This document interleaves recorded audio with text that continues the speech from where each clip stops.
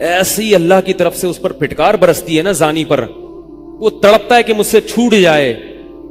کسی کسی کو اللہ توفیق دے دیتے ہیں, لیکن عام طور پر کیا ہوتا ہے, گیا بس. اتنا مشکل ہوتا ہے پھر اس کو اس دلدل سے نکلنا. اللہ کہتے ہیں اب گند میں منہ مارا ہے, گند میں رہو. اب گند کھایا ہے نا, اب گند کھایا تو اب گند میں رہو. پھر گندگی میں اس کو مزہ آتا ہے پھر وہ. اس لیے اللہ کا واسطہ, جن لوگوں سے زنا نہیں ہوا, اللہ کا واسطہ کبھی بھی اس گناہ کے قریب مت پھٹکو. اللہ نے یہ نہیں کہا کہ زنا مت کرو, اللہ نے کہا ولا تقربوا الزنا, زنا کے قریب مت جاؤ. قریب کیسے قریب جاتا ہے انسان؟ آپ کے گھر میں کوئی رشتہ دار جوان لڑکی آ گئی ہے یونیورسٹی کی, کالج کی, آپ گھر سے باہر نکل جاؤ. بعض دفعہ ایسا ہوتا ہے, لوگ مجھے بتاتے ہیں کہ کوئی میری رشتہ دار خاتون آئی, جوان تھی, کزن تھی, گھر میں تھا, وہ اکیلی تھی, وہ آ گئی تو میری بڑی عجیب کنڈیشن ہو گئی, میں بہت پریشان ہو گیا, بہت مشکل سے بچا. میں ان سے کہتا ہوں آپ گھر سے نکلے کیوں نہیں؟ یہ تو آپ قریب تو چلے گئے نا. جب ایک جوان لڑکی آپ کے گھر میں آئی ہے, آپ کو اس وقت گھر میں نہیں ہونا چاہیے, نکل جاؤ وہاں سے. ایسے دور بھاگو زنا سے, اتنا دور بھاگو. انبیاء ایسے ہی کرتے تھے, تبھی تو بچتے تھے وہ. جتنے بزرگان دین گزرے ہیں وہ یہ نہیں کہ زنا نہیں کیا, وہ ہمیشہ زنا سے دور بھاگے. ہمارے استاذ نے ایک واقعہ سنایا تھا ہمیں, کتابوں میں یہ واقعہ لکھا ہے کہ ایک طالب علم تھا, پرانے وقتوں کی بات ہے, رات کو مسجد میں چراغ لے کے مطالعہ کر رہا تھا. پہلے زمانے میں لائٹ وائٹ تو نہیں ہوتی تھی, گاڑیوں کے سفر نہیں تھے, اونٹوں کے سفر تھے, تو مسافر لوگ بعض دفعہ آ کے مسجدوں میں ٹھہرتے تھے. تو اس نے دیکھا کہ ایک جوان لڑکی ہے, پردے میں ہے لیکن خوبصورت جوان لڑکی, وہ آئی اور اس سے کہنے لگی کہ میں راستہ بھٹک گئی ہوں, مجھے ایک رات مسجد میں گزارنے دے دو. واقعی یعنی صحیح تھی وہ, اسی طرح ہوا, تو کہیں بھٹک گئی تھی. شہر میں بھی بعض دفعہ لوگ بھول جاتے تھے نا کہ راستہ بھٹک جاتے تھے. اب یہ پریشان تھا کہ میں اس کو رات کو اگر پناہ دیتا ہوں تو مجھے شیطان برگلائے گا, اور اس لڑکی کو اگر میں پناہ نہیں دیتا تو یہ کہاں جائے گی رات کو, کوئی اور اس کی عزت سے کھیلے گا. تو اس نے بہرحال اس کو ٹھکانہ دے دیا, اس کو کہا کہ آپ ادھر اس طرف جا کے سو جائیں. نتیجہ کیا نکلا ہے کہ وہ لڑکی اس کو دیکھ رہی تھی یہ کرتا کیا ہے, اس کو بھی اپنی عزت کا ڈر تھا نا کہ کہیں یہ دست درازی نہ کرے. تو یہ نوجوان جس چراغ میں مطالعہ کر رہا تھا, مطالعہ کرتے کرتے اس کی آگ میں اپنی انگلی لے کے جاتا اور اس کو جلاتا. جیسے ہی وہ جلنے لگتی تو اس انگلی کو واپس کھینچ لیتا, ایک دم تپش آگ لگتی نا, واپس کھینچتا. پھر تھوڑی دیر بعد یہ انگلی اس میں لے کے جاتا, پھر واپس کھینچتا. پوری رات یہ کرتا رہا ہے اور اپنی انگلی کو جلاتا رہا ہے.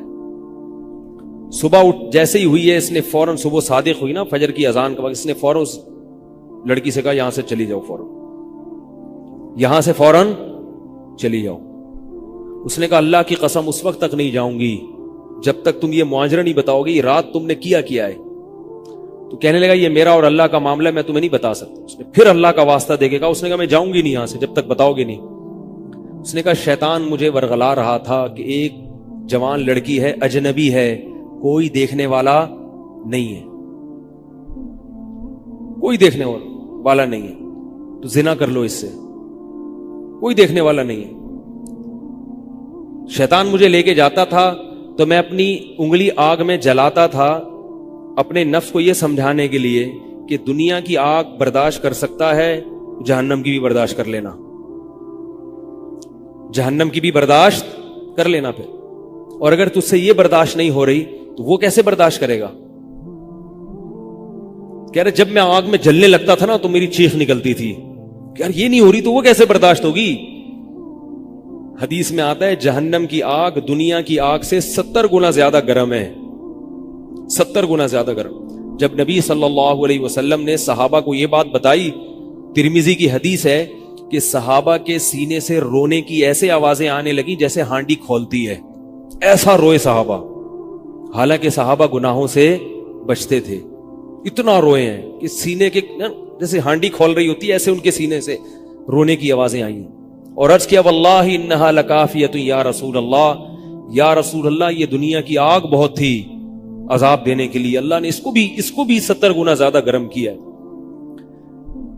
تو اس نے کہا کہ میرے دل میں گناہ کا خیال آتا تھا، میں کیا کرتا تھا، اپنے آپ کو جلاتا تھا جب چیخ نکلنے لگتی. تو اس طرح پوری رات میں نے اپنے نفس کو روکا ہے گناہ سے. تو تقوی کی برکات ہوتی ہیں. اس لڑکی نے کہا، اب گھر میں جا کے اپنے والد سے کہا کہ میں اگر نکاح کروں گی تو صرف کس سے کروں گی؟ اس نوجوان سے. عفیف اور پاک دامن ہے. تو کتابوں میں لکھا ہے کہ اس کے باپ نے اس کا نکاح دیکھو حرام سے بچایا، اللہ نے حلال طریقہ رکھ دیا. تو جو بھی زنا سے بچتا ہے نا، یاد رکھو جیسے زنا کرنے کا عذاب بہت سخت ہے، ایسے ہی کسی کو زنا کا موقع ملے اور وہ بچ نکلے، اس کا ثواب بھی بہت زیادہ ہے.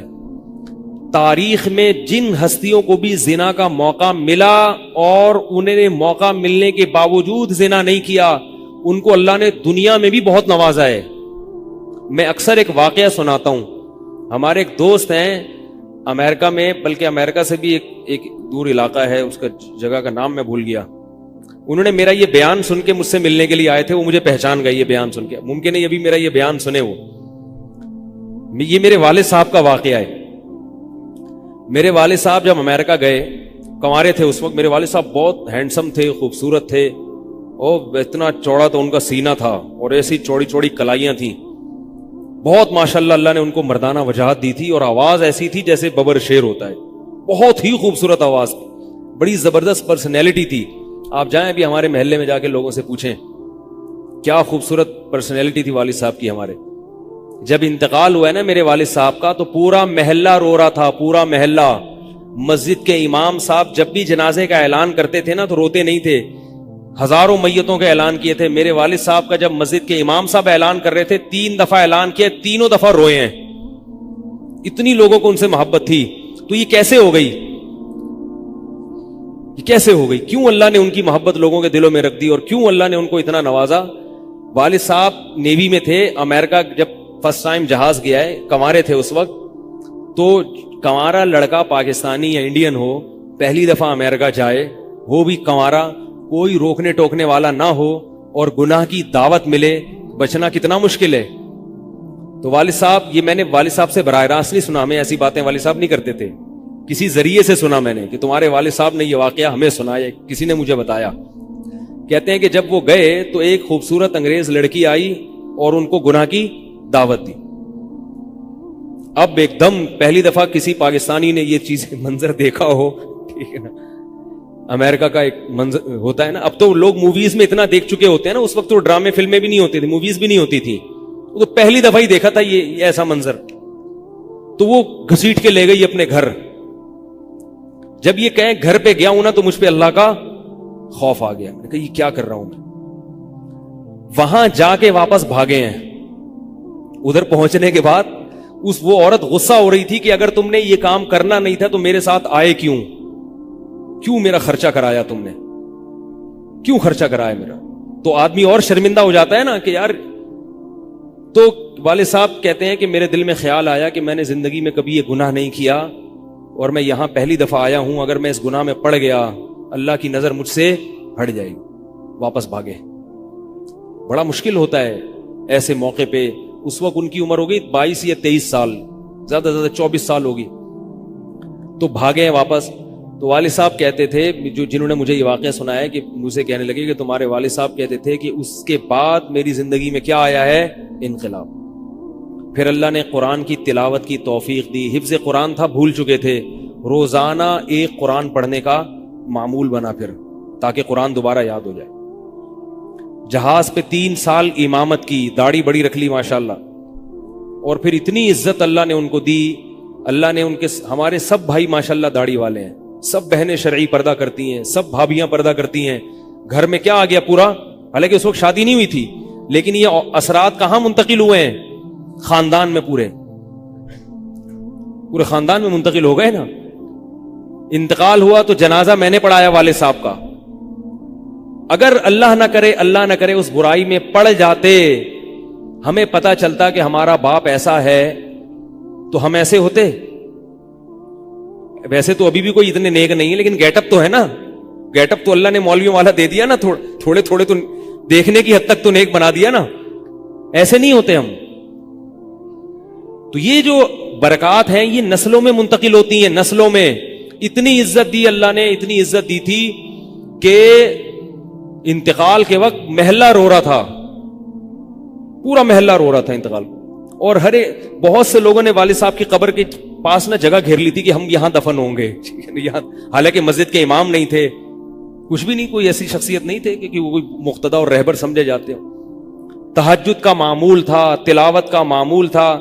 اور میں نے خود بھی کئی دفعہ نوٹ کیا, ایسا لگتا تھا ان کے منہ سے خوشبو آتی ہے, ایسا محسوس ہوتا تھا. ایسا اللہ نے, کیونکہ تلاوت بہت زیادہ کرتے تھے. جب انتقال ہوا ہے نا جس دن, اس دن بھی آدھا گھنٹہ تلاوت کر کے اٹھے. گھر میں ان کا معمول تھا, گھر میں آنے کے بعد آفس سے جب گھر میں آتے تھے نا, سب سے پہلے نہا کے, عجیب عجیب ان کے معمول تھے, نہاتے لازمی تھے روزانہ. اور چونکہ فوجی تھے نا, تو فوجیوں کی جو ایک روٹین ہوتی ہے نا وہ تبدیل نہیں ہوتی. اب جب فوج میں تھے تو گرم پانی سے نہانے کی عادت تھی, تو جون میں بھی گرم سے ہی نہاتے تھے. ہم کہتے, اب والد صاحب سے کہتے گرمی ہو رہی ہے, لیکن وہ ایک روٹین ہوتی ہے نا فوجیوں کی, بس وہ آنا ہے, دھوتی پہنی, غسل خانے میں چلے گئے, پانی گرم پہلے کیا, اپنا کام سارا خود کرنا, کسی سے کام ہی نہیں لیتے تھے. اور وہ 2 منٹ کے اندر ایسے پھرتی سے نہاتے تھے. ہم حیران, یہ کیسے نہاتے ہیں اتنی دیر میں؟ کہتے میں صابن سے باقاعدہ تسلی سے نہایا ہوں. اتنی جلدی جلدی پھرتی میں کام کرتے تھے. آتے ہی تلاوت کرنی, اور تلاوت اونچی آواز میں کرتے تھے. پورے گھر میں والد صاحب کے تلاوت کی آواز آتی تھی. مجھ سے غلطی یہ ہوئی کہ انتقال سے چند دن پہلے میں ان کی تلاوت سن رہا تھا, تو میرا دل چاہا میں اس کو ریکارڈ, اس وقت ریکارڈنگ کا اتنا زیادہ نہیں ہوتا تھا, میں نے کہا اس کو میں ریکارڈ کر لوں, لیکن وہ ریکارڈ میں نہیں کر سکا. میں نے کہا چلو بعد میں کر لوں گا, اور ان کا انتقال ہی ہو گیا. تو تلاوت اونچی آواز سے ٹوپی اتار کے تلاوت کرتے تھے. تو جس دن انتقال ہوا ہے, اور اللہ سے کہتے تھے کہ اللہ کسی کا محتاج نہ بنانا, ساری زندگی کسی سے خدمت نہیں لی, صرف جو ہے نا کمر دبواتے تھے بیٹوں سے اپنے. تو مجھ سے بھی دباتے تھے, میرا یہ انگوٹھا بڑا مضبوط ہو گیا ہے. وہ کمر پہ نا ان کے یہ سے مالش کر کے, ایسے کمر پہ میں مالش کرتا تھا والد صاحب کی, یہ تیل لگا کے نا ادھر, تو میرے انگوٹھے میں بڑی طاقت پیدا ہو گئی تھی. تو مجھے کہتے تھے یار تم ہو باریک سے, میرے باقی بھائی ذرا, لیکن یار تمہارے ہاتھ میں بڑی طاقت ہے. تو میں کہتا تھا کہ یہ میرے ہاتھ میں طاقت نہیں ہے, یہ مالش کر کے نا یہ انگوٹھا بہت مضبوط ہو گیا ہے. تو کیا تھا, تلاوت کی انتقال سے پہلے, اور بار بار دعا کیا کرتے تھے کہ اللہ بستر پہ لیٹوں نہیں. زندگی میں ہم نے کبھی نہیں دیکھا والد صاحب بستر پہ لیٹے ہوں, یعنی بیمار ہو کے لیٹے ہوں. اپنا سارا کام پھرتیلے پن سے ایسا کوئی بالکل. تو وہی ہوا, موت کے وقت بھی ایسا ہی ہوا. آئے ہیں, تلاوت کی ہے, پھر اس کے بعد گئے عشاء کی نماز پڑھنے, صف میں بیٹھے ہوئے تھے کہ گر گئے. صف سے اٹھا کے ان کو ہاسپٹل لے کر گئے, نماز کی اقامت ہو رہی ہے, اور وہیں اٹیک ہوا, اور وہی ان کا قبر کا سفر تھا. کتنی اچھی موت دی اللہ تعالیٰ نے.